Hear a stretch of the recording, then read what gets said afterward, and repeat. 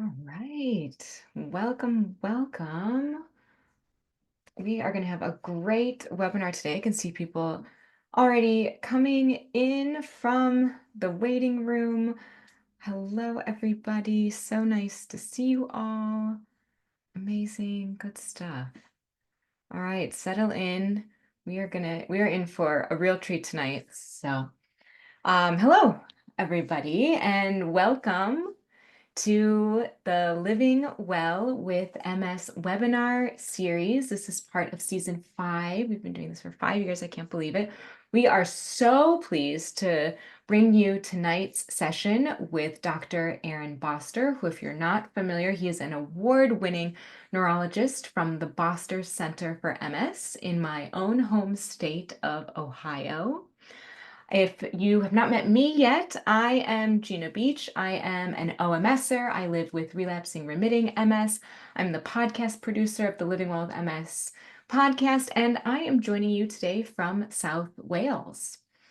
In a moment, I'm going to be welcoming Aaron and Overcoming MS trainee facilitator Ingrid Adelsberger to the virtual stage. But before I do, I just want to run through some quick housekeeping to keep everything running as smoothly as possible today.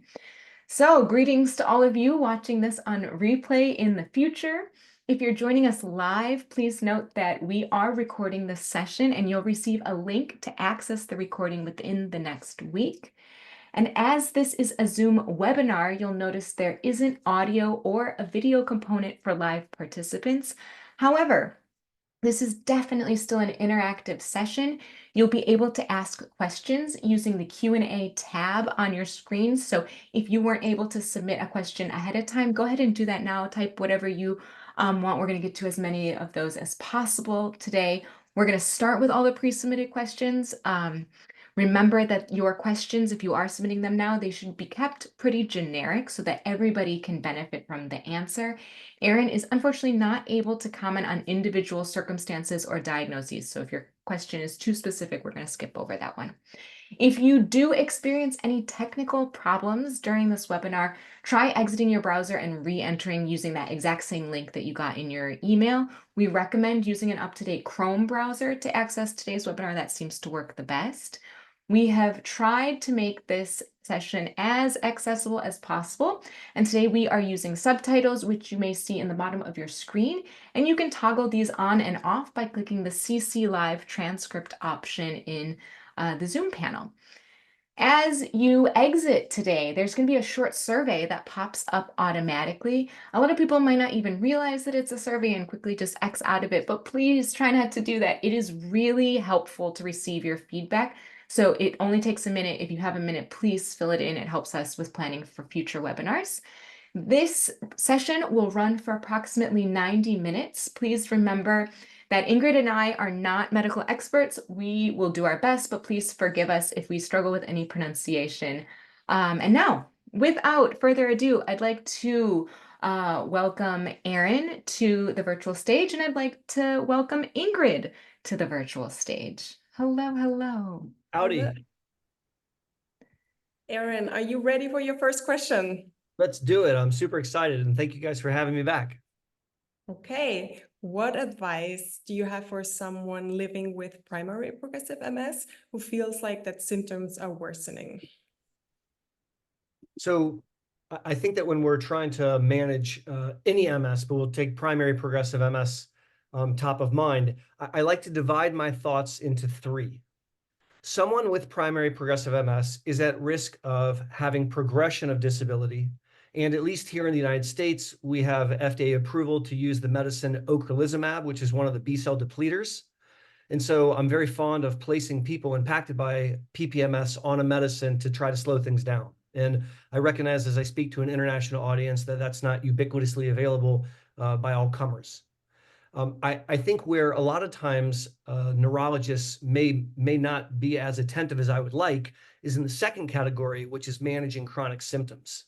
And so if you think of primary progressive MS as a problem with the spinal cord that gets worse over time, we oftentimes see difficulties with walking, with weakness of the legs, and spasticity, tightness of the legs. We can also develop problems with the down theres, with bowel, bladder, bedroom, etc. And these are problems that should not be ignored.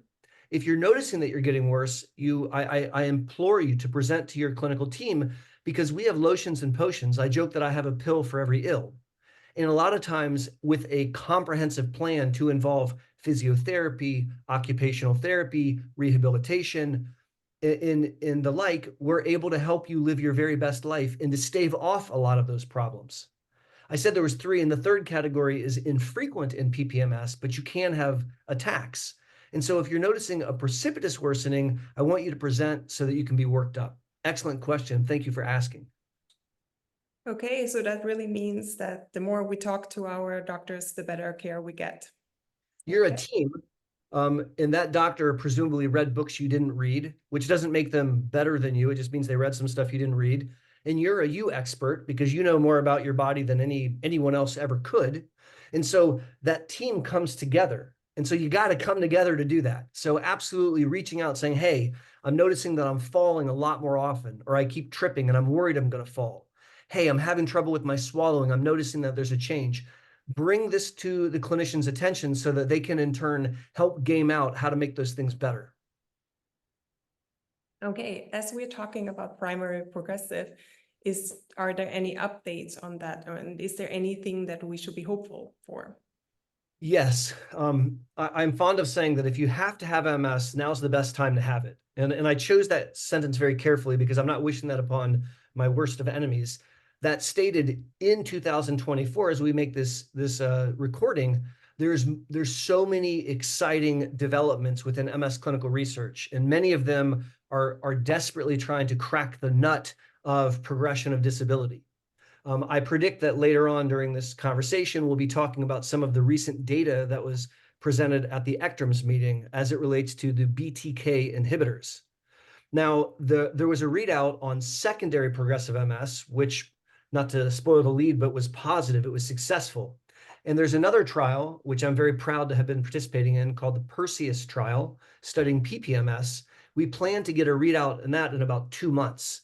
And I'm very, very hopeful, and I'm very, very encouraged by the SPMS data set. So I'm fingers crossed, toes crossed that we're going to see a positive result with this upcoming Perseus readout.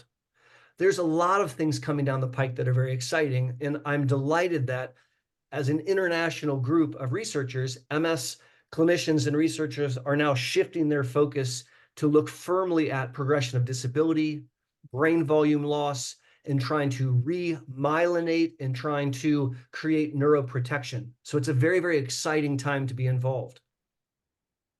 So it almost sounds like you knew already what the next question will be about, because it's exactly about those BTK inhibitors. BTK inhibitors. Yeah, these are not words that you or I would ever make up. And specifically, the person who submitted that question saw your video on YouTube, and they're asking about tolebrutinib. Yes. And the results, what you have mentioned already about the SPMS. So let's tackle this a little bit. First of all, what is a BTK inhibitor? So the first time I learned about BTK inhibitors, I said to a friend, I said, oh, you know, I'm studying these BTK inhibitors. And they immediately said, oh, bind, torture, kill, which scared me. So it turns out there's an American serial killer that was named the BTK killer. So that has nothing to do with this whatsoever. BTK stands for Brutin tyrosine kinase, and it's an enzyme inside of certain immune cells. And it's involved in making the cell function properly and communicate with other cells. BTK inhibitors go into the cell and they bind to that BTK and they block it. They break it so it doesn't work. So if a cell expresses BTK and you take a BTK inhibitor, you're going to jack up that cell's function. So which cells express BTK? There's 2 predominant cells. One are B cells, and we know that B cells are extremely involved in the pathology of MS. We have several drugs on the market internationally that work on treating B cells, but most of them do it by murder. Most of them kill B cells, which is a very effective way to treat MS at the risk of infections. BTK inhibitors do not kill the B cells. They just prevent the B cell from communicating. So I always imagine like, la, la, la, I can't hear you, and so the B cells there, it just can't interact. And that is a really exciting mechanism of action. There's a second mechanism of action, and this one for me is even more relevant, particularly for progression in MS, and that's a cell line called microglia. So microglia are part of the innate immune response. See, the immune system's huge, and it's got two parts. The adaptive part, that's the B cells and the T cells, and then it's got the innate part. And to date, with all the different disease-modifying therapies currently available, none of them directly work on the innate immune system. BTK inhibitors do. And microglia are innate immune cells that live resident in the brain. And so we've known that microglia are involved in MS for a very long time, but we haven't been able to reach them. These BTK inhibitors not only bind to B cells in the periphery, as I just described a bit ago, but they also cross into the brain and they inactivate or turn off the communication of the microglia. And so mechanistically, you can imagine how exciting it is that we're bringing two new mechanisms to the table to try to treat MS. And right now, there are a host of clinical trials studying BTK inhibitors. So the readout that we got about a month ago, I can't believe it's been that long, at the ECTRIMS meeting was for two clinical trials, both studying the same BTK inhibitor called tolebrutinib, T-O-L-E, tolebrutinib. There was one trial, and we participated in both these trials at the Boster Center for MS. The first trial was called Gemini, and it studied relapsing forms of MS, so people that had relapses. And in the Gemini trial, we gave all the people either got tolebrutinib or they got standard of care, which was Aubagio, and it was blinded. So they didn't know which pill they were on, and I didn't know which pill they were on.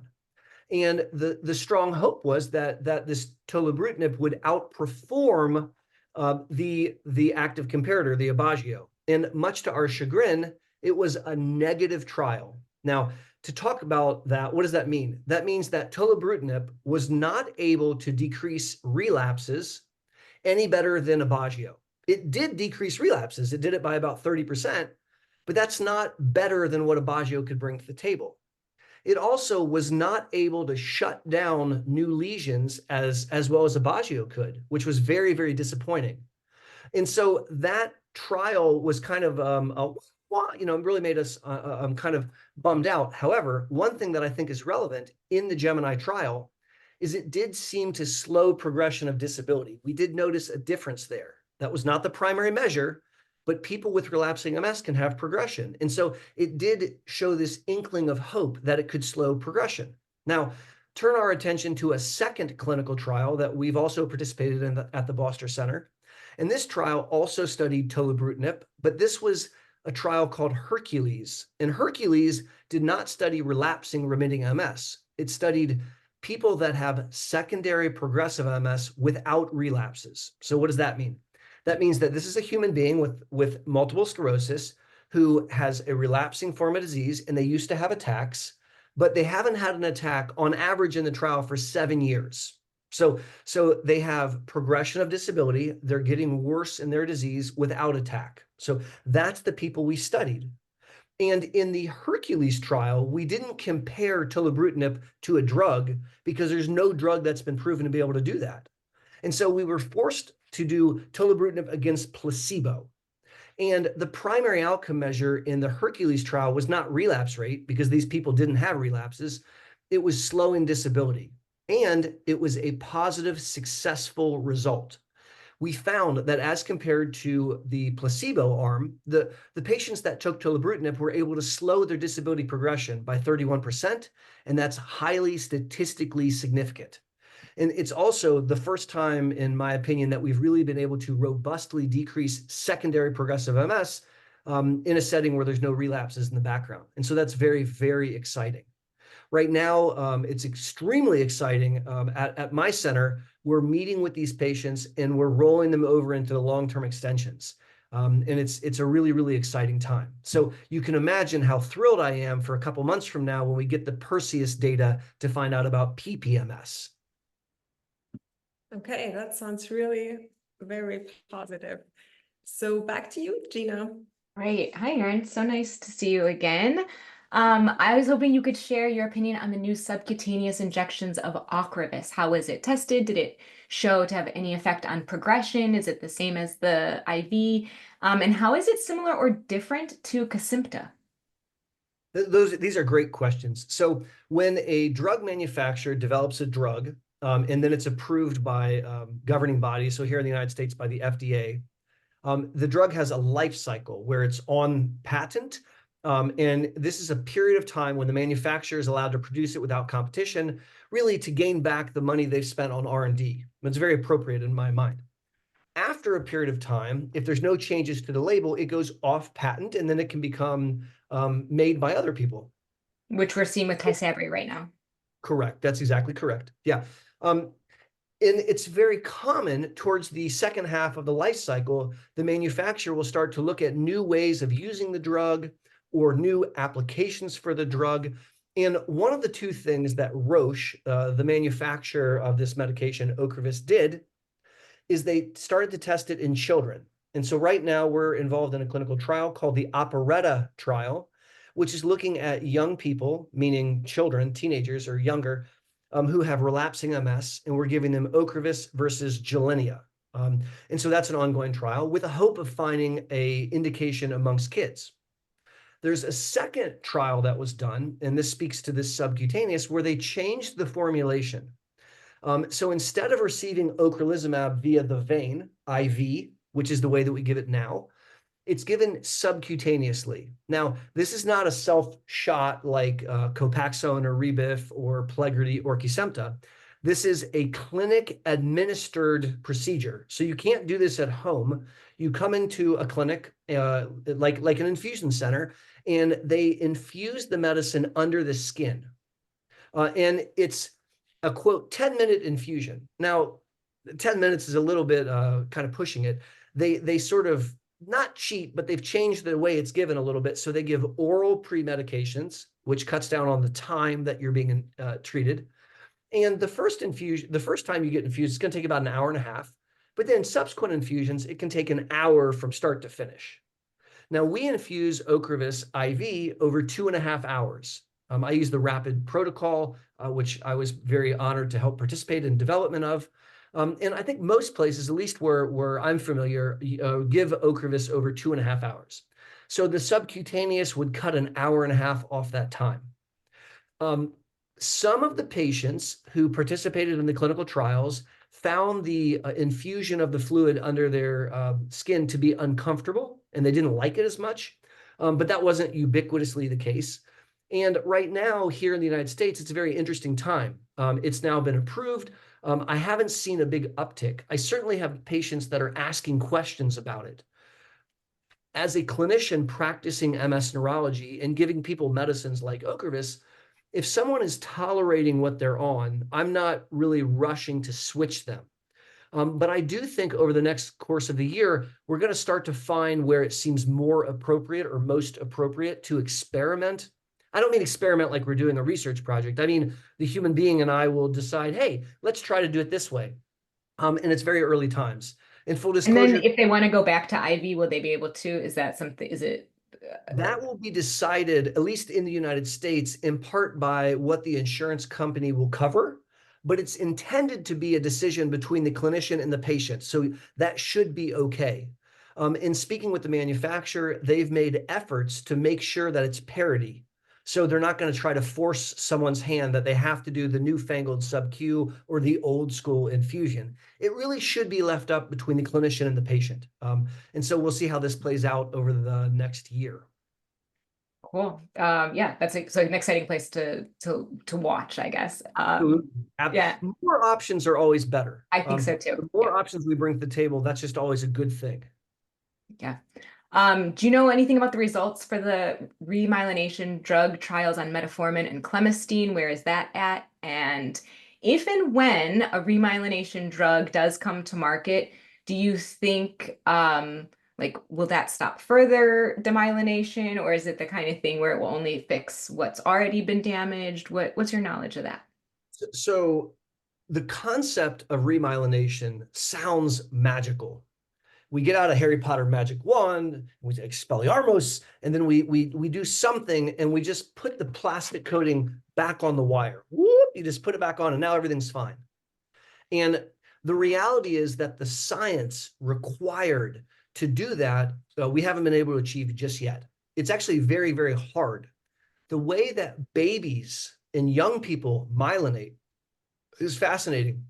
So in development, in utero, and then during your first many years of life, you over-myelinate, like way too much, and then you prune down. And the problem is if you turn on a myelin progenitor cell, you then have to control so it doesn't do too much. So as you can imagine, it becomes very, very tricky. Now, there are some hopefuls out there like clemastine that you just mentioned and metformin that you just mentioned. And I don't, I'll suffice to say that it's not prime time just yet.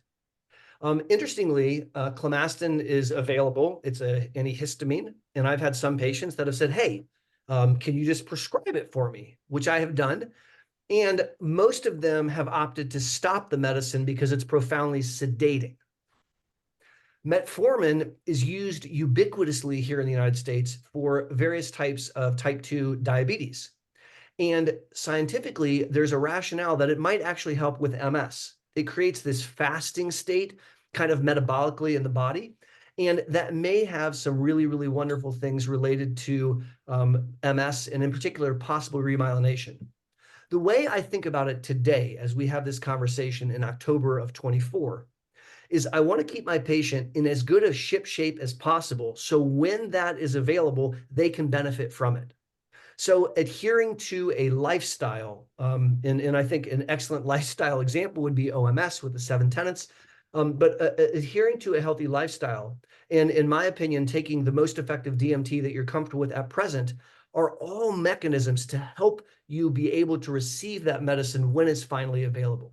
So it's a very, very exciting area, but we haven't hit it just yet.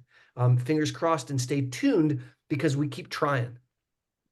Yeah, and hopefully eventually something will stick and we'll be able to say, okay, we can bring this new drug to the table, which will hopefully change lots of people's lives. And 100%. If I make one last comment, please. when I think about a hypothetical cure for MS, so we cannot do that, but a hypothetical cure, like what would we need to do immunologically? I really think there's 3 things that we need to do. And right now we can do like 1. So one thing that we would need to do is to create a neuroprotective agent to help slow the accelerated brain volume loss, sort of the smoldering MS that's become a popular topic to discuss. And that's works in progress. The second thing would be a remyelinating agent, like we just discussed, with the goal of repairing the damaged wires and putting the plastic coating back on. And the third thing we can do, which is a potent anti-inflammatory medicine to decrease the new bouts of focal inflammation, contrast-enhancing lesions, relapses, etc. And so it's in my mind that we will find 3 separate therapies all used in conjunction to ultimately achieve a cure. So speaking of the idea of brain atrophy, what can you tell us about the phase 3 trials on Simvastatin and people with secondary progressive MS? So this is the STAT2 trial. Yeah. So when I was a resident in training, so full head of hair, no gray, a long time ago, I remember when one of the first papers came out, which looked at the mouse model of multiple sclerosis, which is called the EAE model. And we'll take a mouse model of MS and then we test things. We test different medicines and whatnot. And I found this paper where they tested high-dose Simvastatin in the mouse model, and it cured the mouse model of MS. And I literally printed the paper out and I ran to one of my attendings who was the MS attending. And I said, ooh, can we please put adults with MS on Simvastatin? And he kind of chuckled. He said, well, Aaron, why don't we wait until it's tested in humans? Which was very wise. And subsequent to that, there's been a couple small trials with mixed results. And so a few years back, there was a really large trial looking at progressive MS and looking at the use of Simvastatin, which is a statin medicine. It's actually a statin medicine that I take for high cholesterol. But it's not being used for cholesterol lowering. It's being used because statins have anti-inflammatory properties. And in this STAT MS trial, they were looking not at relapses and not at progression, but at brain volume. And what they found was really striking, that it appeared in this one trial that it could slow brain volume loss by just putting someone on a statin. And so the next phase of this evolution of research was just reported out on the STAT2 trial. And in the STAT2 trial, this time they were giving people statin or placebo with the goal of slowing disability. All right, so that's reaching for a very important clinical outcome. And it was a very big trial, 900 some patients, being a very large, multiple centers, and ran over 3 years. So a very properly executed trial. And much to my chagrin, both the placebo arm and the statin arm had the same progression of disability. And so it was kind of a negative trial. And that's a bummer, but a couple things that I want to say. Number one, I want to thank all of the hundreds and hundreds of humans with MS that volunteered their bodies to help us figure this out. That's a really big deal. And if people impacted by MS weren't willing to fight back by participating in trials, we'd never have any drugs. And so I just want to say thank you for that. The second thing is it's important that we keep trying. We're going to crack this nut eventually, and this is how we're going to do it. We're going to keep pushing and pushing, and one day we'll break the door down. Yeah, and so people should still be, on their MS registry and talking to their clinician about ways they could get involved if they're interested, because there's loads of research going on right now, and even negative trials get us closer to knowing what can work or what will work. That's exactly right. Oftentimes, if you talk to a scientist, they'll say that a negative result is more informative than a positive result because it takes them down a different pathway. And there's lots of different ways to participate. So, for example, I have patients who, for various reasons, are not eligible for the kind of trials you and I are discussing, these clinical trials with placebo or blinded arms, et cetera. But they can all participate in registries. And so by participating in a registry, that is such a powerful and profound way of contributing, where oftentimes each time the patient comes to our clinic, for example, we record certain information and archive it, and we have an ongoing registry of our patients to look for trends.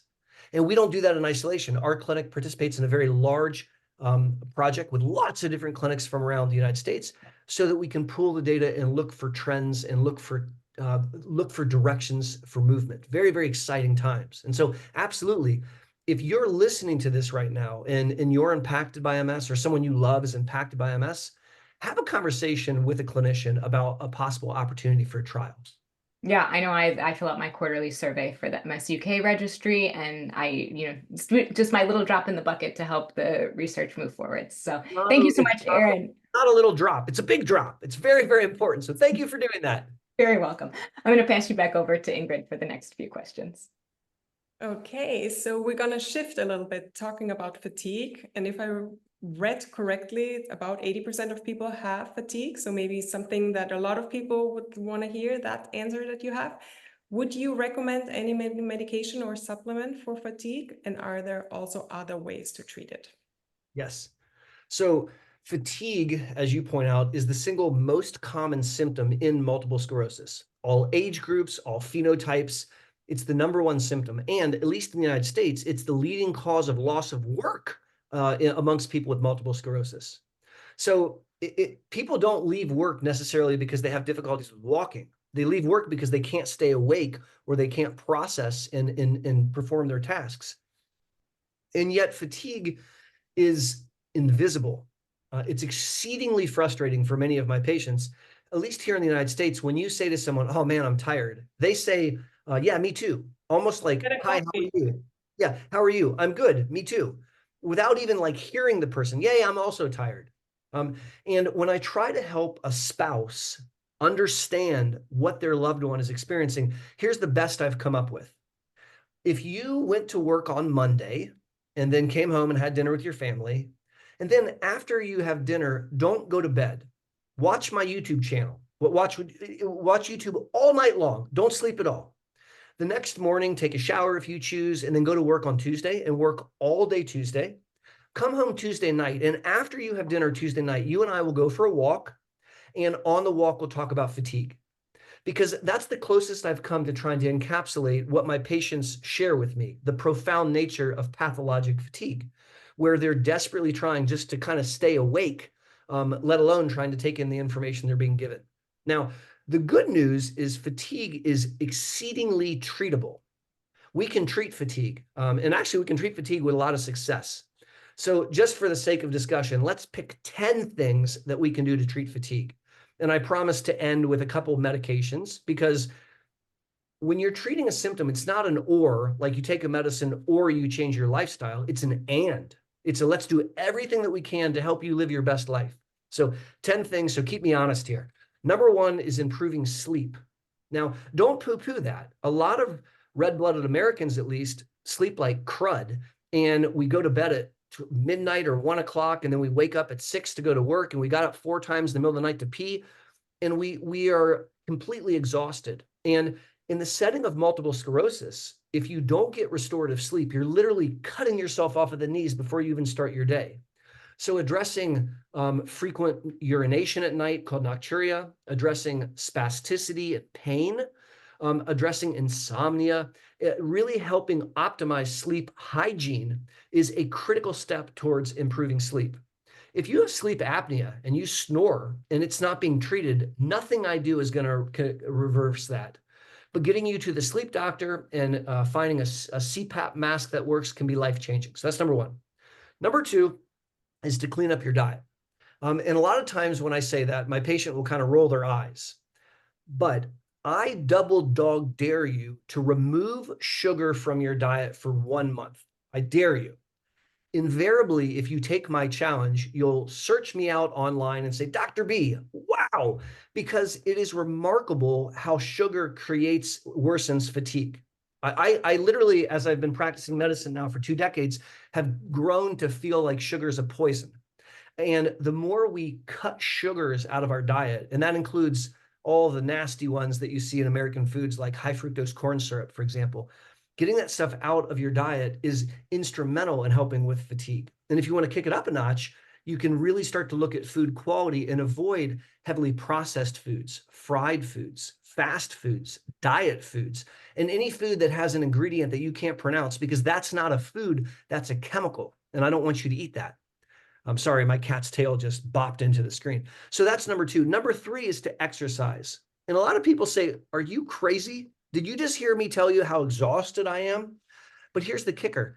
Exercise is an underappreciated disease-modifying therapy. It actually slows down MS, but it also is instrumental in helping with energy levels. Now, I'm not asking you to become an MMA fighter or climb a mountain. I'm asking you to go for a walk after dinner. I'm asking you to insert movement into your life, right? Number four, I've got to keep track here. Number four is to treat depression, because depression is exceedingly common in multiple sclerosis. And if you suffer from depression untreated, it can worsen fatigue. Those two things are tied together with a rope. And if the depression gets worse, the fatigue gets worse. But if the depression gets better, the fatigue gets better. And so we can literally game out helping your energy levels by working on depression. What are we on? 5? Number 5 is to remove unnecessary medicines, something that we call polypharmacy. Now, polypharmacy is defined as being on 5 or more drugs, and the average American MS patient is on 7 or more drugs, and so by definition, they have polypharmacy. And the problem here is, with very, very good intentions, doctors will prescribe a medicine. Here, try this, honey. Okay, take this one. But we're not very good at removing medicines. We need to do a better job of removing medicines. And some of the medicines that we prescribe for pain, for spasticity, for bladder, they can cause fatigue. And so removing medicines that we don't need is a great way of help someone be more awake and alert. Number 6, I'm going to throw in our first medicine, and that's to take a disease-modifying therapy. Any disease-modifying therapy. Why? Because invariably, when you look at the clinical trials data, and they look at not primary or secondary outcomes, but when they start to look at like patient-reported stuff, invariably, the patients that were on DMT demonstrated an improved fatigue as compared to the people that were on placebo. And so that's an absolutely wonderful reason to consider taking something. Now, what number am I on? 7? 7. Oh, yay. Okay, good. I'm working on my counting. So number 7, let's start to talk about supplements. And so one supplement that I want you not to ignore is protein. So protein is not really a supplement. Protein is a macromolecule, but having low protein can contribute to being fatigued. And so making sure that you're getting adequate protein in your diet is not to be taken for granted. We're trying to get 1 gram of protein for every kilo of body weight, or for 2.2 pounds of body weight. And so you can do some quick math in your head and say, oh my goodness gracious, I'm not getting adequate protein. I find that when my patients up their protein intake, it actually can help with their energy levels. Now, as far as supplements go, I am very fond of the data supporting levocarnitine. Now, this is number 8 for those that are counting at home. Levocarnitine, or L-carnitor, is an amino acid, right? So it's one of the building blocks of protein or steak. And levocarnitine, 1 gram twice a day, has been shown to help with MS fatigue. In fact, it was pitted head-to-head against an old MS fatigue medicine called amantadine, and it did better than amantadine. And so I'm very fond of prescribing levocarnitine twice a day for people that are fatigued. Another supplement which helps some people is a B complex. So if you are B12 deficient, supplementing B12 can help you significantly with energy levels. And in fact, every B vitamin except folate is involved in energy production in the body. And so I oftentimes will encourage my patient to take a B complex, which gives you all the wonderful Bs, the B1, 3, 6, 12, etc. Are we on 9 or 10? You mentioned 8. Okay, so we're going to do 9 now, and I'm going to finish with 2 medicines. 2 medicines that I use very, very frequently to help fatigue, and they are game changers. The first one is called modafinil. Here in the United States, the trade name is Provigil, and there's a cousin called R-modafinil, and the trade name in the United States is Nuvigil. And these are medicines that they give airline pilots when they fly from Great Britain over to the United States to keep them alert and awake. And these medicines are remarkable in tricking the brain into being more alert and awake. And it helps with 2 things. It helps with fatigue, and it also helps with cog fog because it improves attention. And this is a medicine that I use very, very frequently. A couple tricks and tips is the biggest trick is to not take it every single day. If you take Provigil every single day, after a couple of months, it can wear off. Your body tolerizes to it, and then it's not as effective. And then we have to take weeks and weeks off to reset all the receptors. Yeah. So instead, I recommend that patients take a lazy Sunday, lazy Saturday, lazy Wednesday. Take 1 or 2 days off a week, and it will reset itself. Now, number 10 is another medicine, which I also use very frequently, and it's the amphetamine salts. So these are things in the United States like Ritalin and Adderall and medicines like that. These are amphetamine salts. And they are very, very helpful, just like with Provigil, in assisting people with energy. Provigil, by the way, messes with birth control. And so if you are a woman taking birth control to prevent an unplanned pregnancy and you have MS and fatigue, we're not going to go with the Provigil. We're going to go with the Adderall. And the same trick with Adderall is you don't want to take it every single day because you'll tolerize to it. And so taking drug holidays each week is key. So there are 10 examples of things that we can do to treat fatigue. Some of them were medicines. Some of them were supplements. A lot of them had to do with diet. And of course, we talked about exercise and sleep hygiene. Okay, that's really great to know because so many people have fatigue and there are so many things that you can do. So thank you for that.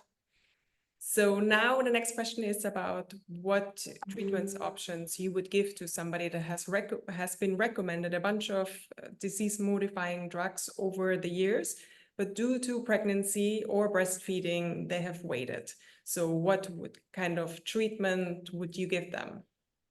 So what is your opinion? The first thing I would say is I don't have enough information to really weigh in with any authority.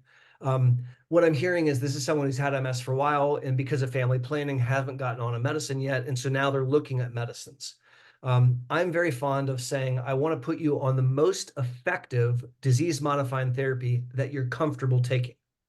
And that's a very carefully crafted sentence.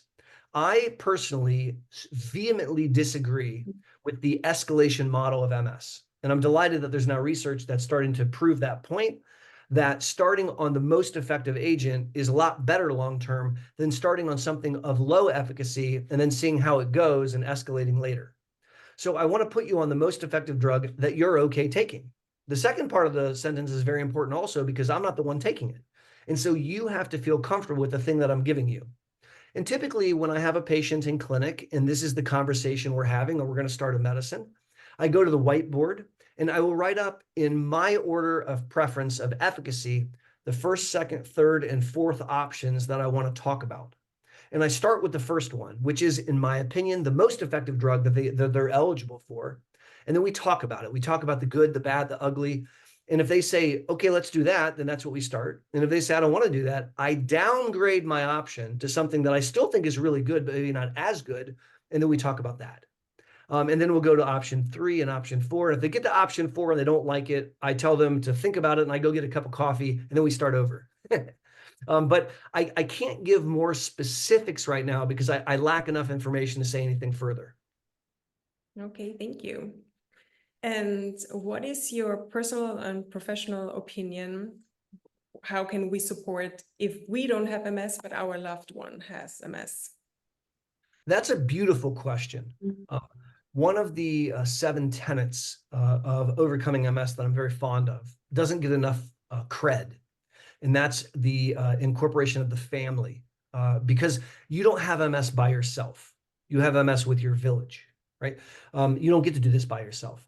And oftentimes loved ones are scared for you and they feel powerless. They don't know what to do. There's a really striking survey that I think about often.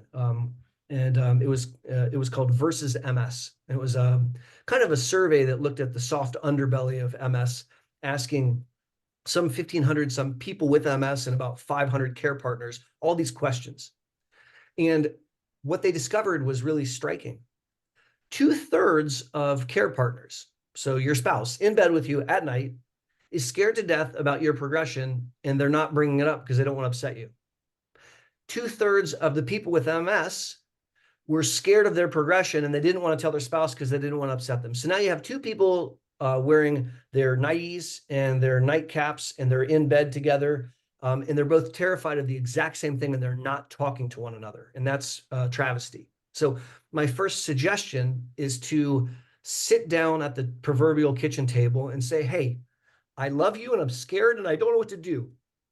Just be honest with them about your own fears. I'm watching you fall and I don't want you to fall. I notice that you have trouble and I don't know if I should help.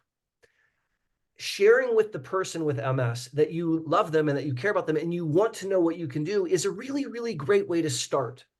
And oftentimes when families do that, it opens up a floodgate of information and knowledge, and it culminates in them having a better relationship and being able to support each other better. So that's one thing you can do. The second thing that I want you to keep in mind, if you are a loved one of someone impacted by MS, is they're not lying or making something up. Most of the MS symptoms that we struggle with are invisible to the outside observer. So we just talked about fatigue. I also share that depression is extremely common. Cogfos is extremely common. Pain is extremely common in MS. Bladder dysfunction, bowel dysfunction, sexual dysfunction, all of these things are invisible to the outside observer, and yet the person is experiencing them. So please, please do not fall prey to calling shenanigans, saying, oh, I don't believe you. You're just saying that to get out of doing a work, or you're saying that for some other reason. Please believe the human being that they don't want to have bladder incontinence for the love of God. They don't want to have difficulties remembering things. And so when they tell you they're having trouble, just take them at their word. Another thing that you can do is you can accompany your loved one when they go to see their clinicians.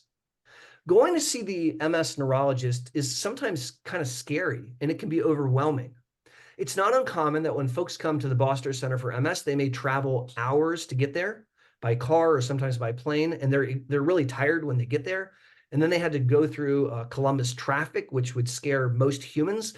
And they get to the office, and what do? We literally torture them. We make them do the 9-hole peg test, and then we make them do the matching test, and we make them do the walking test.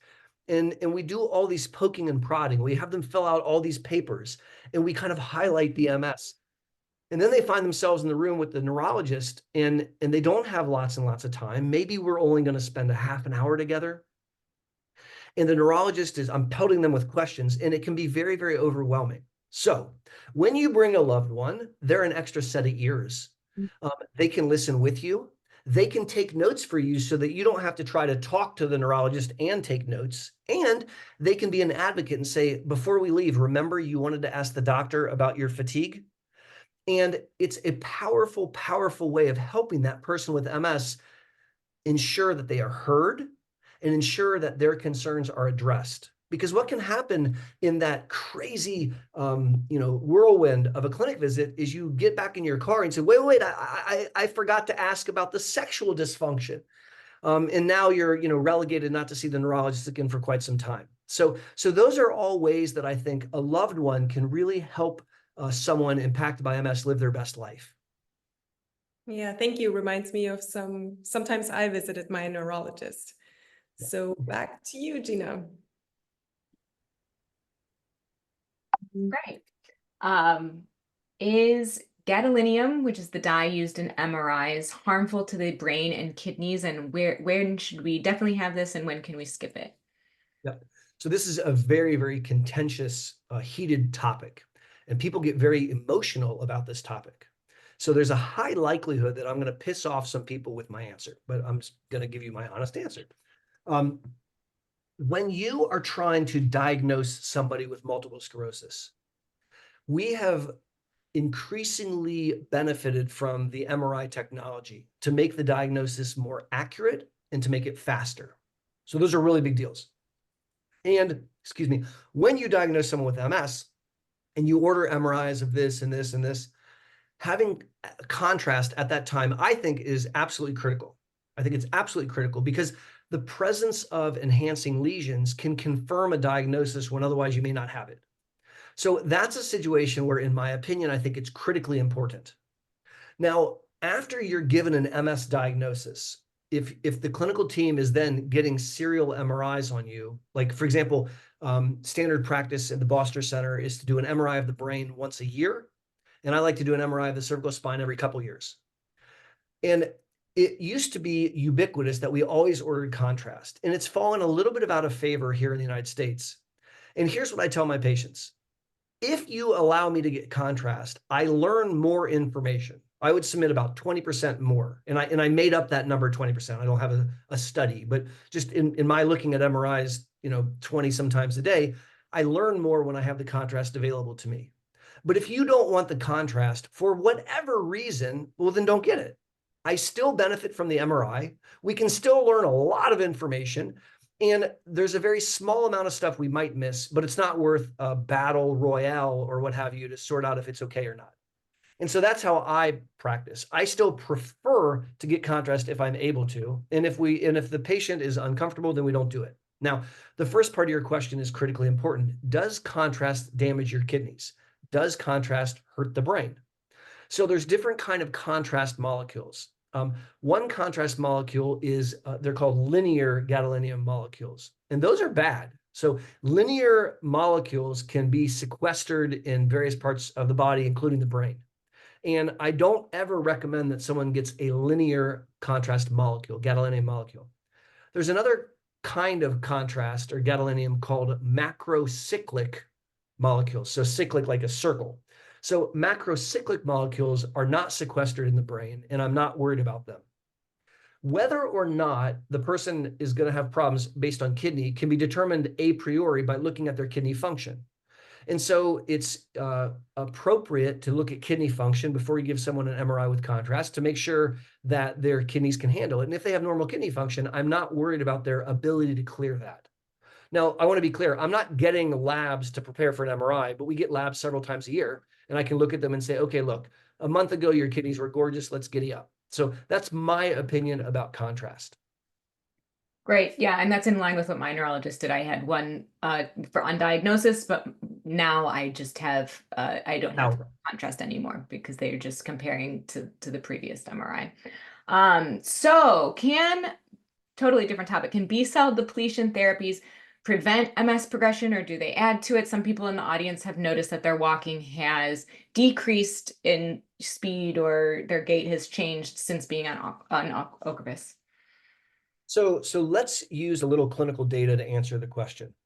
And I want to cite an old trial now. I can't believe it's old, but it is called the Oratorio trial. So the Oratorio trial was the clinical trial that led to the FDA and ultimately the EMA approval of Ocrevus for primary progressive MS. And I use this example because these are people that really don't have attacks to speak of, and they have progression of disability. And in the Oratorio trial, we gave half the population in the trial Ocrevus, and the other half got dummy drug, right? And I participated in this trial years back. And at the end of the trial, we could look at the group that was treated with Ocrevus and the group that was treated with placebo. And it was a 2-year trial. And what we found was we were able to decrease disability progression over 2 years by 25%, 24%, so a quarter. Both groups got worse. The people on Ocrevus got worse, but they got less worse than the people that were on placebo. So knowing that, we know that if we then apply Ocrevus to someone else with PPMS, we can have the same expectations. However, unless we can clone you, and we'd have to get permission from like the government and your family and all these other rigmarole, let's pretend we could clone you. All right, and then we gave one of you Ocrevus in this example and one of you a hug, and we got back together in a couple of years. I could prove to you that the version of you that got Ocrevus, even though you had progressed less than the other version of you. Now, very likely, we're not going to be able to clone you to prove that. And you can imagine now someone is living with MS, and they were gonna have some progression of disability. It's my opinion, based on that data, that they were gonna have worse progression if they hadn't been on therapy. I do not believe that B-cell depleters worsen MS at all. On the contrary, I think that they can slow progression. They just don't do it enough. So we're not, it's good, but it's not great. And hence the desire to continue to keep on keeping on with clinical research to find something that works even better. Right. Yeah, I think that's always disappointing, even when you're on highly effective DMT, when you see progression anyway. So that's reassuring. We're trying to reduce the speed of progression. We're trying to lessen the progression, but that doesn't mean that none of us will progress, even if we are on a highly effective drug. Unfortunately, that's the reality. And I think we have to be honest with ourselves. We have to be honest with our patients. And am I proud to have participated in the development of Ocrevus for PPMS? Absolutely, I am. Is it adequate? No, it's not adequate. Do I do it? Absolutely, I do it. Am I looking for more? Yes, I am. Great. Yeah, thank you. Do you recommend mushroom supplements like lion's mane and turkey tail? Are there any risks if someone wanted to try these? So mushrooms have been around for literally billions of years longer than humans. Like mushrooms are not plants. They're actually its own like genus. Mushrooms are interesting. And most mushrooms don't have any functional value to the human being aside from deliciousness. So I had some mushrooms last night. They were portobellas and they had been sauteed beautifully, and they were a fantastic accompaniment to my meal. But that's not a functional mushroom. That's just like culinary deliciousness. There are 4 mushrooms that I can think of that are functional mushrooms. They actually probably do some stuff to help humans.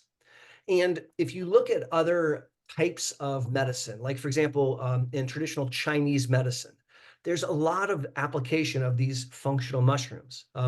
And there's not a lot of clinical research, which makes it a bit challenging in our recommendations.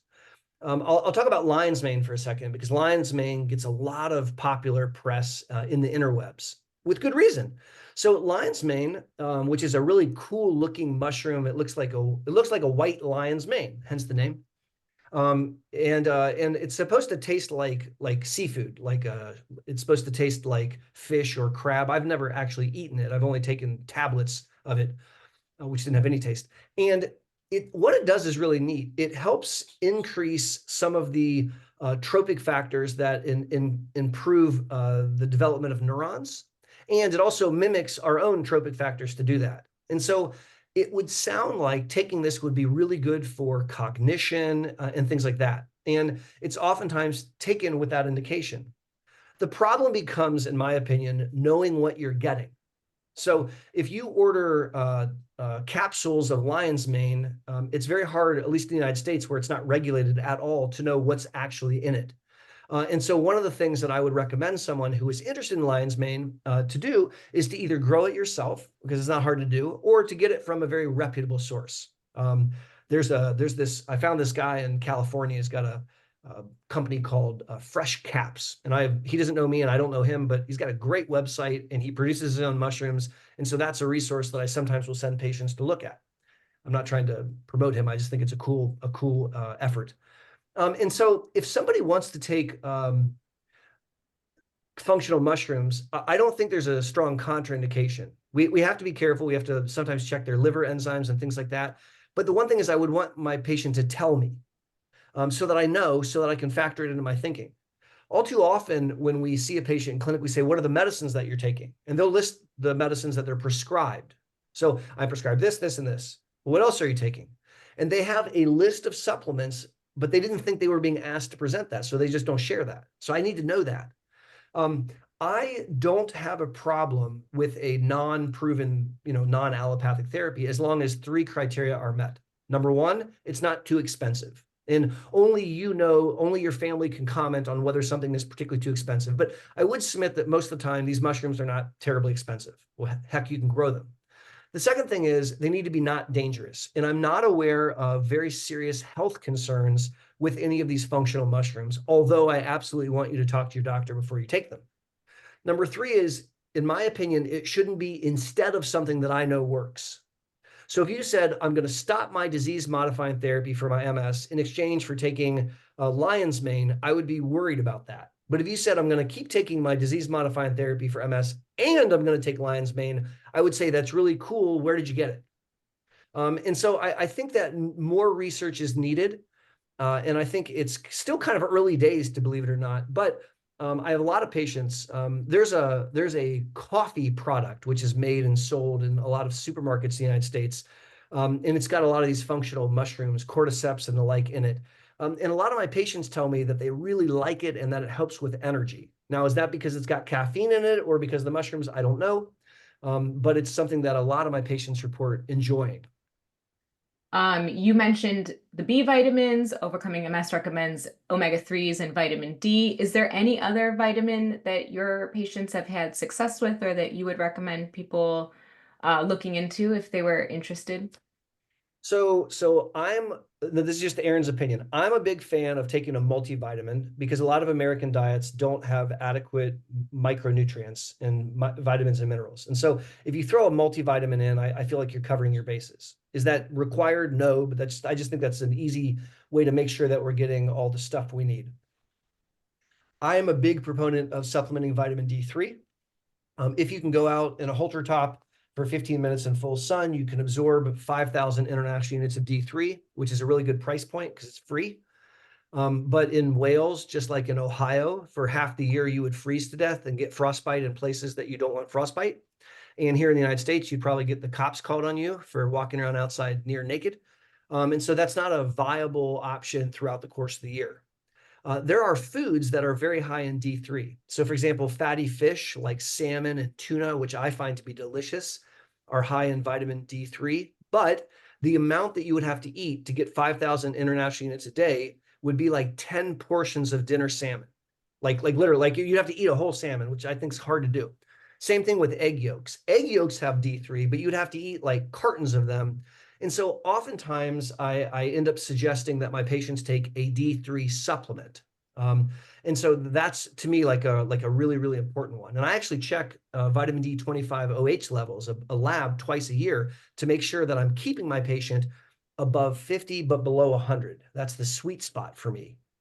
Now, beyond that, it becomes a discussion. I agree with the data by Jelnik looking at flaxseed oil or flaxseed or fish oil. And I think there's actually some data suggesting flaxseed might even be superior to fish oil. But the point is that omega-3 fatty acids are probably some of the very best data for a supplement for MS. And I think if someone wants to add another one, that's what they think about. I don't ubiquitously recommend B complexes, but I do if we're dealing with like energy. Same thing when I talk about levocarnitine. All of this stated, I want to back up one step and say, before you spend a bunch of money on supplements, you would be well served by improving the quality of the food that you eat. So I would rather you spend some money on healthy food options that are not heavily processed foods with lots of chemicals than I would on buying a supplement. But if the budget allows for both, all the better.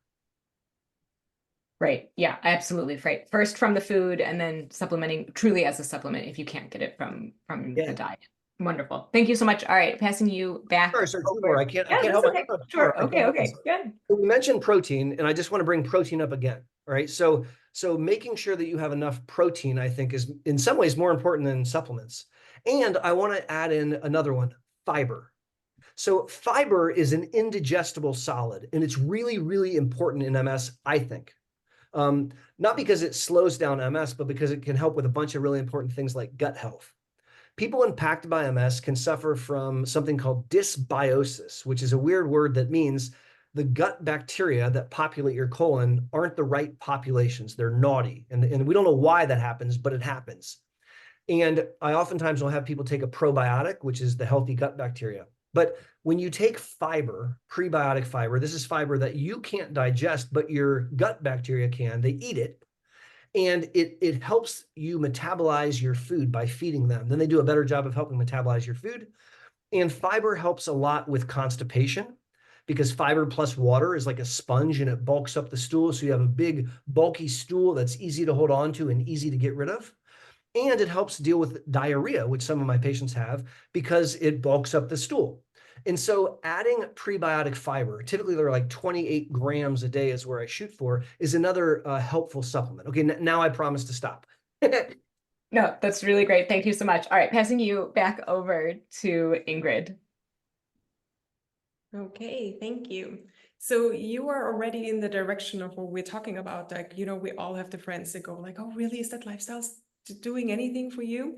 So Yes. what would be your recommendation if you have a friend and they really don't know that it takes time for results to show? What would you tell them to tell that friend? Let me make sure I understand your question. I think what I heard was, if you're going to give some lifestyle recommendations, what would they be? Is that the question? No, the question is like, if you have a difficult friend that doesn't understand that it actually takes time for OMS, overcoming multiple sclerosis, to really show, what should we tell those friends? Got it. Okay. Thank you. Now I understand. So, the expressions Rome wasn't built in a day or something like this. When you're changing an adult behavior, number one, it takes weeks, if not months, to ingrain that behavior into the human. And number two, there's a therapeutic lag. So let's talk about the term therapeutic lag. Many red-blooded Americans are accustomed to, I have a headache, I take an aspirin, I'm better, next topic. Like an immediate benefit, right? So I take the aspirin and within 15 minutes, oh, my headache's gone. And a lot of times we think of medicines and other interventions like behavioral measures, we expect them to kind of be like that. Like I do it and I immediately see a benefit. And that's simply not the case, whether you're talking about MS behavioral measures, like the Overcoming MS protocol that I'm so fond of, and the MS medicines. Because the changes that you're making today are going to pay dividends later. And let me give you like a very easy example. So apparently I'm very into the concept of cloning people because I'm going to use that example again. So I get permission from the government and I get permission from your spouse and we clone you. Now there's two of you. All right. So we either need to congratulate or send condolences to your spouse. I'm teasing. And there's two of you. And we give one of you Days of Our Lives TV, which is an American soap opera on daytime TV, and chocolate cake. Right. And then we give the other version of you a treadmill and carrots. Right. So we have two versions of you that have two different lifestyles. And then we get back together in 3 years. All right. So what do we find? We find one version of you that's very different than the other. So the one that was on the elliptical with the carrots, she looks really great. She's got a strong core. She's lost a couple pounds. Her balance has improved. Her leg strength has improved. Her cardiovascular endurance is even better, right? So she's kind of like a Greek goddess version of herself. And then the other gal found the weight that this one lost. She's gained a couple pounds. She's kind of out of shape, gets out of breath really easily, doesn't have the best strength in her core or her legs, but she knows a lot about TV. Okay, so there's two versions. And then we get out that same Harry Potter magic wand, although this time we cast a terrible spell of an attack of left leg weakness. All right, so both versions of you develop an attack of left leg weakness. She who has been preconditioned is limping, participating in physiotherapy, working full-time, and taking care of her entire family. The other one is trapped in a wheelchair and cannot stand up. And the only difference was we allowed this one to become deconditioned, and we insisted that this one become prehabilitated. This is an example of the value of behavioral measures in the future. And so we need to make the investment now. When you adhere to the 7 pillars of overcoming MS, it's not to make you better today. It's so that you remain better 20 years from now, 30 years from now. And we have to have long sight if we're going to be successful with this disease, because therapeutic lag is critical in understanding why we do what we do.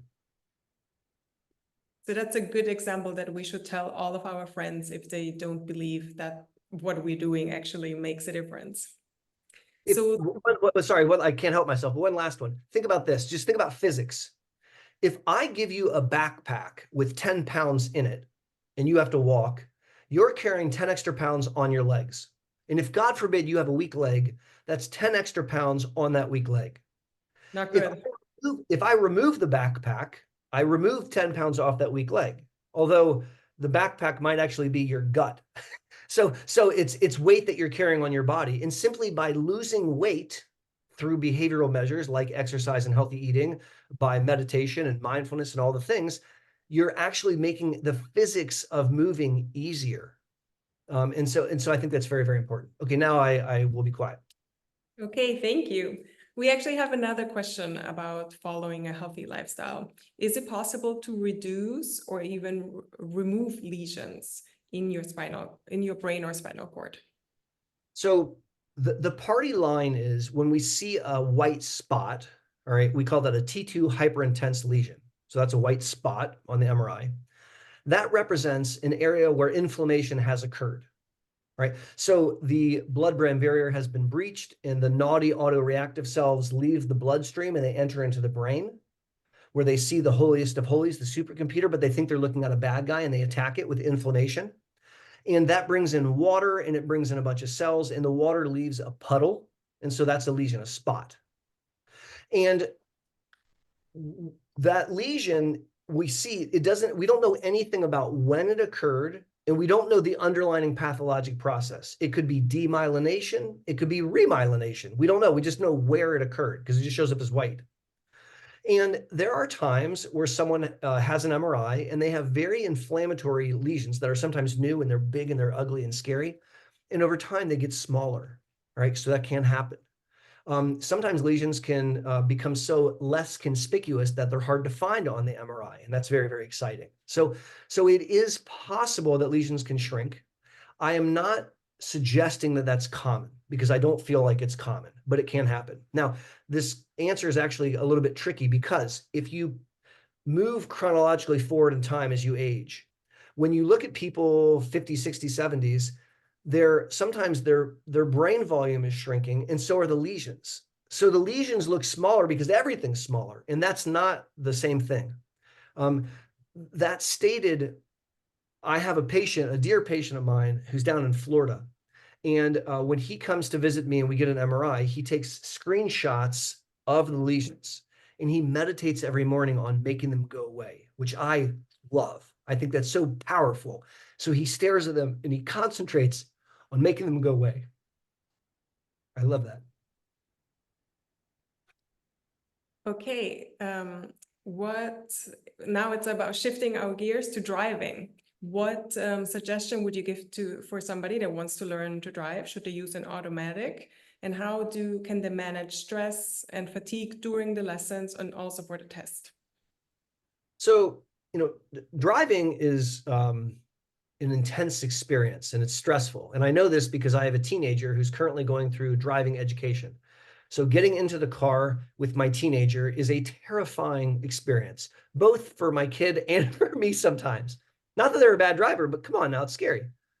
And when an adult with MS is learning a new task, they're capable oftentimes. Sometimes it can be harder. Sometimes it's very, very straightforward. But I think the more systematized you are and the more practice that you have, the better you're going to feel with driving. So do you need to have an automatic? That depends. I love driving a manual. Like, it's fun to drive a manual and feel very connected to my car. But some people, they don't have use of both their hands, or they don't have use of both their feet. And so it makes a lot more sense to use an automatic. And I have a lot of patients, I will send them to driving education with occupational therapy. So that's a tip. If you're having trouble with driving, or you're having trouble learning how to drive, or you have a driver's license, but it's becoming difficult, occupational therapists can get in a vehicle with you, and they can teach you, for example, how to use one foot to control the pedals as opposed to two, or what have you. And they can do things really extravagant, like come up with hand controls on your car. So I have patients that drive and they can't use their legs for the pedals, but they can do it all with their hands. At the end of the day, I think we have to be honest with ourselves. And if you feel like you're a risk in a car, say that. Be honest about that, because we can send you to occupational therapy and beef you back up. But what we don't want to do is ignore the problem, and God forbid you have a problem on the road and you smash into my car or someone else's car and hurt yourself or my family. And so I think that we need to be good stewards of the road. And I think that driving is an option for people impacted by MS. And I don't want you to shy away from it. And if you need help, there's help to be had. And most commonly with occupational therapists, they're fascinating. Great, thank you so much. It's again one of these things, the more help we get, the more we can do and the healthier we can live. Okay, You're right. All right, we are sadly getting to the end. So we are going to do some quick rapid fire answers to get through as many questions in the next 20 minutes as possible. And our first one is a clarity on cutting sugar from the diet. Do you also recommend cutting natural sweeteners like dates and maple syrup, which are processed in the body in the same way? Or is this really just granular white sugar that we find in processed foods? So I definitely would start with the granular sugar and the high fructose corn syrups. That's where I would start. I then would involve reducing those other forms of sugars. Now, if you're going to have a sugar, having fructose from a fruit is way better than sucrose or what have you. So I don't think it's like no apples for you ever. But I do try to limit the amount of natural sugars that we have. I really do recommend that. But don't do that until you've cut out all of the table sugar. Start by removing the high fructose corn syrup and the heavily processed sugars and the donuts or what have you. And then later, depending on how things are going, then you can start to address some of those others. Great. If you have muscle wastage from MS symptoms, can you re-strengthen with exercise? What's your recommendation there? If there is a connection between the brain and the muscle, any connection, even if it's a weaker connection, and the muscle can still receive the message from the brain. So I'm showing you my massive bicep here. I'm joking, and I want to make my arm do this, right? As long as there's a connection and I can move across the joint, I can strengthen and I can build muscle.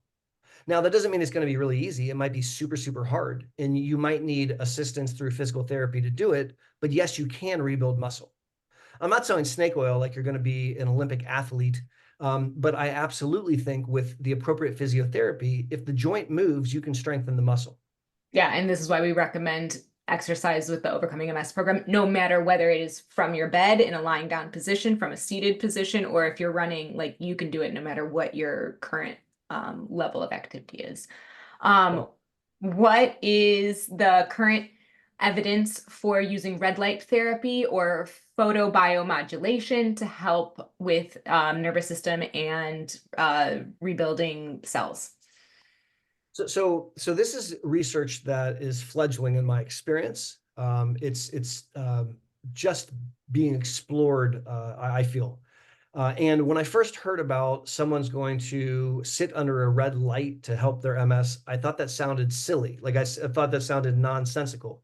It's very interesting when you start to look at it that it may actually have some impact in the immune response. And so I will admit to not having a lot of information. I've looked at a couple of really early trials where the the suggestion is that it might actually help with some things.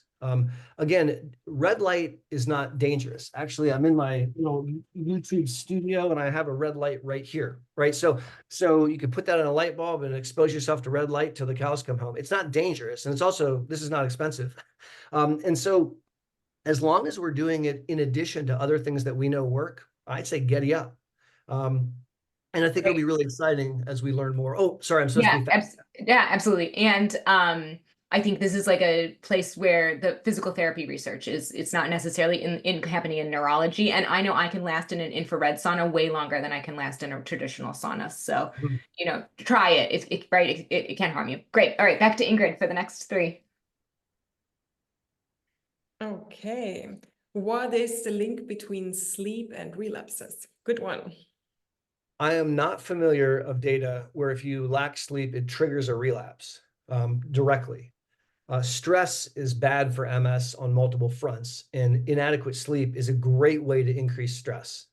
So whereas I don't feel like if you don't sleep, you're going to trigger a relapse, I feel confident telling you that if you don't sleep, you're going to have a difficult time with many, many chronic MS symptoms. And I want to stress the critical importance of sleep. It's all too often ignored amongst people with MS or without. Another great question, Dr. Gabor Mate. What do you think about his analysis of the autoimmune diseases being partly caused by stress and trauma? I don't know the research, and so I'll pass on the question. I don't want to make stuff up, so I'm not sure. I can't answer. Okay, thank you. So I hope I'm saying that correctly. Is the Neurofilament light chain test accurate in predicting prognosis and predicting progression of the disease? So it's neurofilament light chain is an interesting biomarker. So a biomarker is a test that teaches you about the human, but it's not actually looking at the human. It's a marker of something that's going on. And there's a lot of biomarkers. Like, for example, in diabetes, we can draw a lab called a hemoglobin A1C. And it's a biomarker of how well you've been controlling sugars, right? So neurofilament light chain, what is that? When you have a neuron, so let's pretend this cord is a neuron, and you break it, all right, either because of trauma or a stroke or MS or brain tumor or anything that damages the neuron, it cracks the axon. That's the long part of the neuron. And inside the axon are all of these filaments. There's neurofilament heavy chain, neurofilament medium chain, and neurofilament light chain. And when there's damage to the neuron, and the neurofilament light chain floats out into the spinal fluid and then floats out into the bloodstream. And the higher the neurofilament, the more damage the neurons experienced. It is completely agnostic to the cause. So it is not good at diagnosing MS at all, because if you had head trauma or ALS, God forbid, you'd have an elevated neurofilament light. So this is not useful as it relates to diagnosis. It does look, however, that there is value in the neurofilament light chain in how the disease activity is going. And so it's becoming increasingly useful, I feel, to start to follow neurofilament light chain. There's been an evolution over the last just couple years, and we're starting to see it trickle out of trials into some of the clinical practice. So, for example, there's a for-profit company based out of the United States called Octave. And again, I don't have a relationship with them, but I think their research is interesting.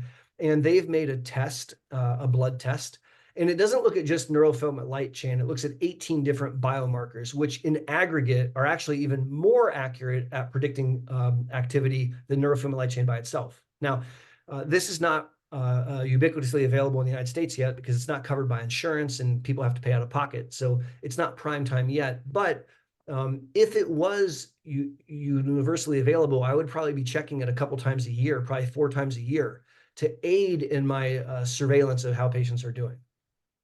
Okay, thank you. Next 3 questions for you, Gina. All right, great. Is cryotherapy beneficial for MS? I know that when I get out of a cold pool or the ocean, my walking is better.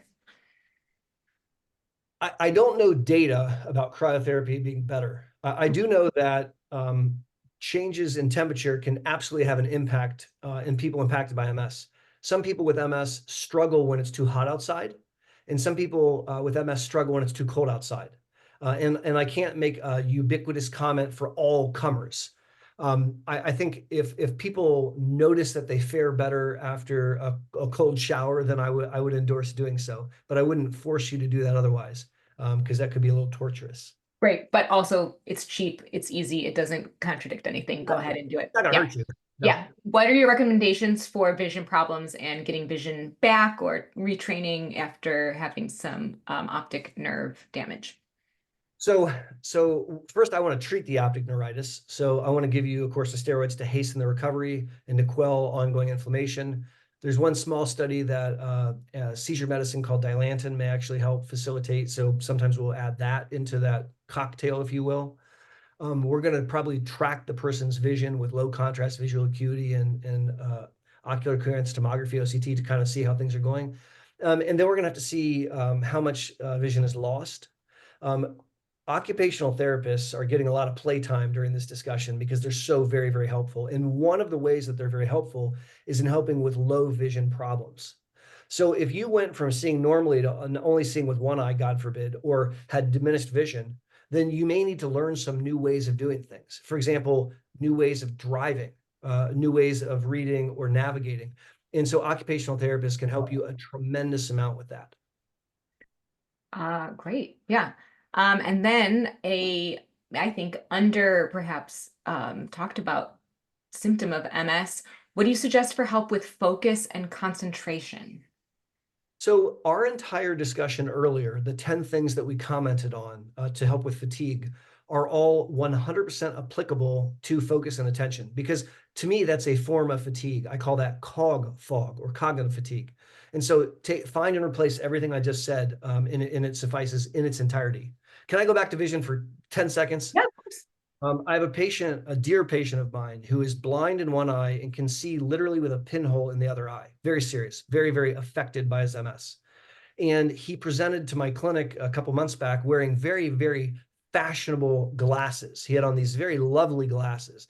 It was a black frame, very, very attractive. I said, wow, I like your glasses. He says, these are smart glasses.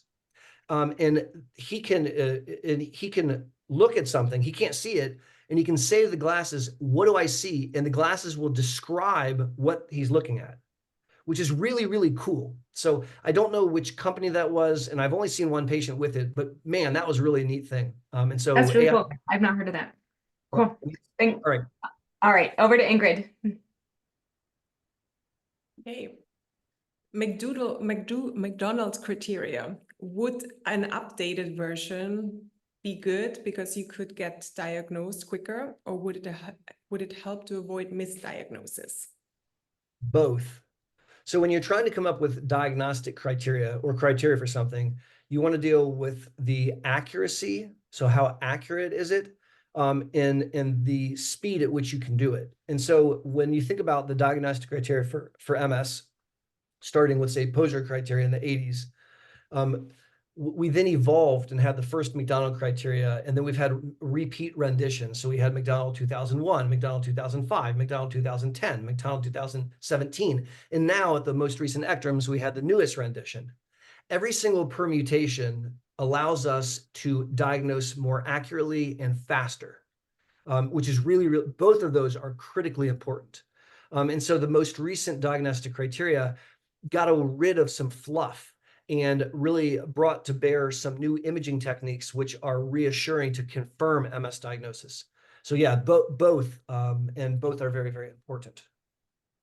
Okay, so thinking about shots, COVID shot and flu shots, should we get them at the same time, or should we have space in between if we are on a disease-modifying drug?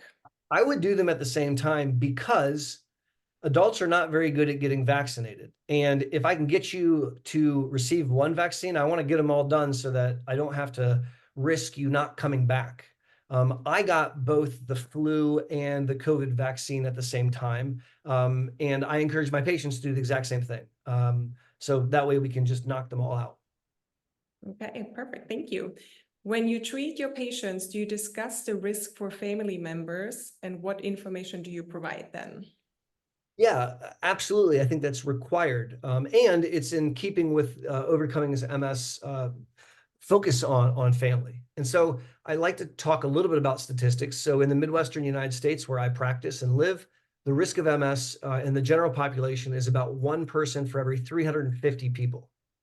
If you have MS, your first degree relatives, so mom, dad, brothers, sisters, kids, have a 1 in 40 risk. So it's a higher risk. That does not mean that everyone you give birth to is going to have MS. You'd have to have 40 kids for one of them to develop MS statistically. And I want people to know that. But the reason I want them to know that is because there are some modifiable risk factors there. Morbid obesity and inactivity amongst children increases the risk for MS. And so if your child already has an increased risk for MS, that's worth knowing about, right? Because that allows you to intervene. Smoking, exposure to first, secondhand smoke can increase the risk to develop MS by double.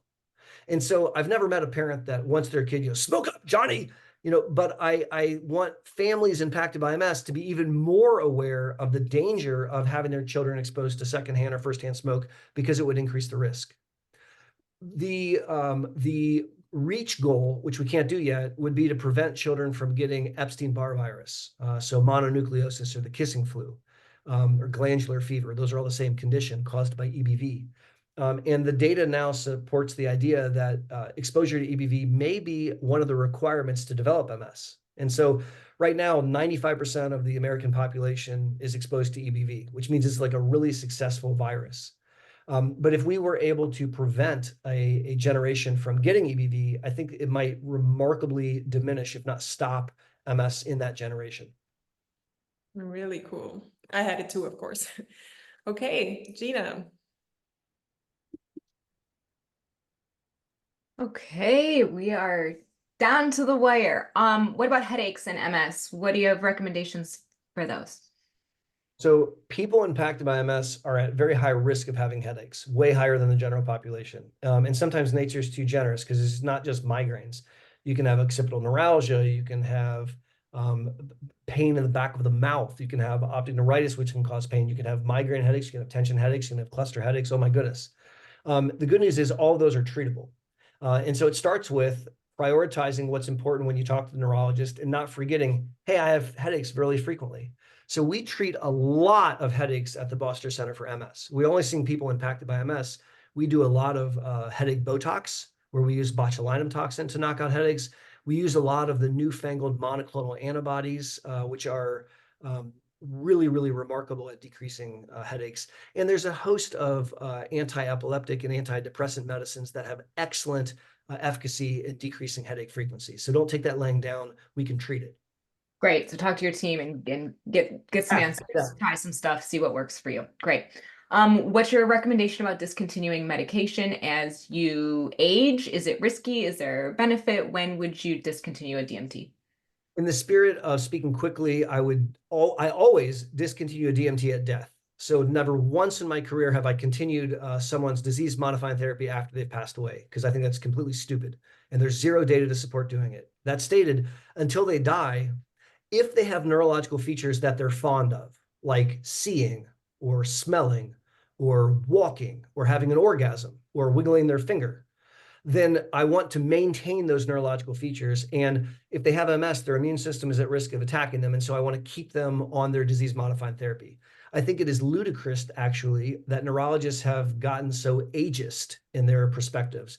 And they think just because you've celebrated a particular birthday, you're now 55 or 60, that you don't need to be treated. And some of the data is very, very frustrating to me. There was a study done where people 55 or older who had not had any new attacks in 5 years, they were asked to stop their disease-modifying therapy.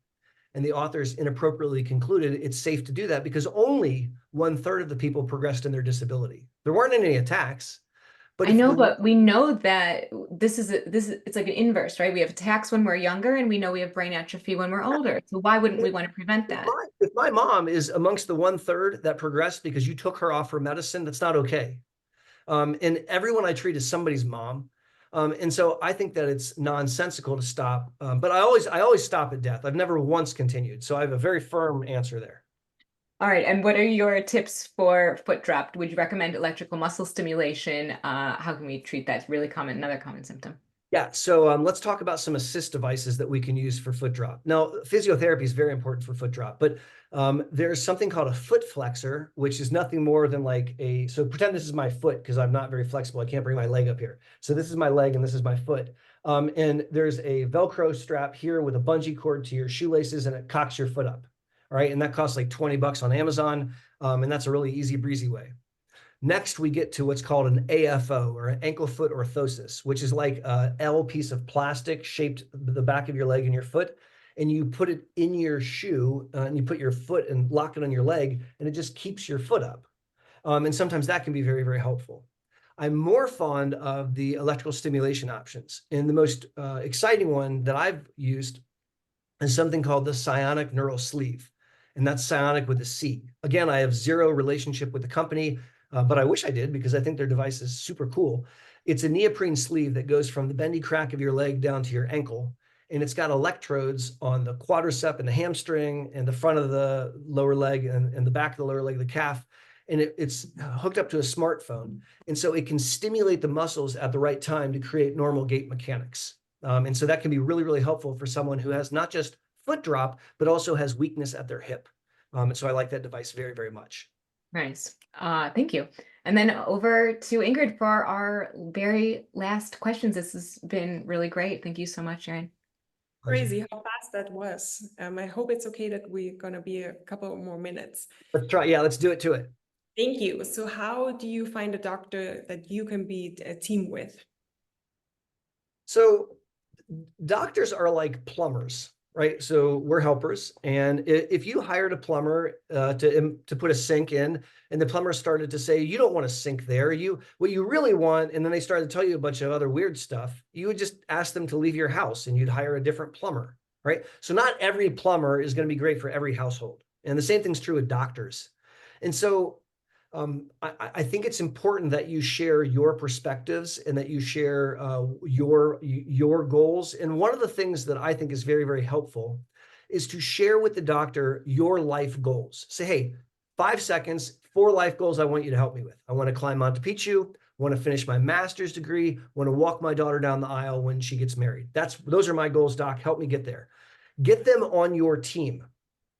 Another trick that I find very helpful is help the doctor remember who you are, right? So something as simple as giving them a picture of a sailboat because you overheard that they like to sail.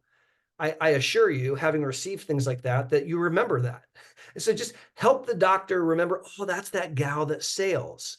Try to help create a connection, just like you would with any intimate relationship, because the more aligned you are, the better team you are in trying to thwart this disease. Okay, thank you so much. Okay, last question. If you could tell people living with MS one thing that gives them hope for the future, what would that be? Beautiful question. I think so. There's so much to be hopeful for. When my uncle Mark developed MS, he was fixed in a wheelchair before the first drug came out. He didn't stand a chance. And we buried him in his late 50s. It is such an exciting time that if we apply the most effective disease-modifying therapies as early as possible, and if we adhere to the healthy lifestyle that is so embodied by Overcoming MS, we now have expectations of making MS boring today. We can make MS boring in many cases today. And I want to reassure you that internationally, I've never seen more effort or push to not just try to decrease relapses in new spots, but to crack the code of disability progression and progression of disability and brain volume loss. I assure you that there are researchers galore vehemently working on this right now. And as we like to say, if we keep banging on the door, one day we're going to break it down. Thank you so much. It is really hopeful for all of us. Well, thank you again, guys. I really appreciate the opportunity to meet with everyone. Thank you again. I'll look forward to seeing you guys online sometime in the near future. Yeah, thank you so much. Obviously, thank you to you for doing today's session. And I hope all of you that listened either today or maybe when you're watching it, that you enjoying the session as well. And if you haven't been able to watch it yet, or sorry, if you haven't been able to be here today, then you will get a recording and you can watch it whenever you have time for that. I also want to say thank you so much for my co-host Gina and also for Jake, who is supporting in the back with all your questions. And then we will be back again on November 20th. And that panel webinar will be with Jack McNulty. He's a professional plant-based chef and writer. I know firsthand how knowledgeable he is because we work together in the OMS cookbook. So make sure if you have any questions that you submit those, but check the website for more information so you can register and also submit those questions. And then another time I would like to make sure that when you see that survey at the end of today's webinar, that you don't just exit out, but it's actually a survey that really helps us to get a little more feedback from you so we can make our webinars even better. So thank you so much, everybody. Thank you for listening in, and I hope that we will see you soon again. Thank you.